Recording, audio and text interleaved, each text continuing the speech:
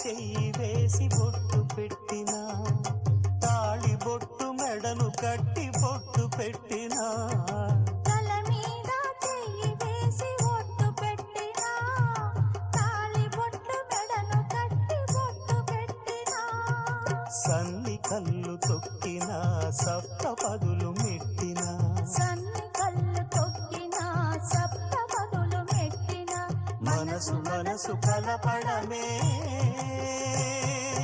మంత్రం పరమార్థం. శ్రీరస్తు శుభమస్తు, శ్రీరస్తు శుభమస్తు. శ్రీకారం చుట్టుకుంది పెళ్లి పుస్తకం, ఇక ఆకారం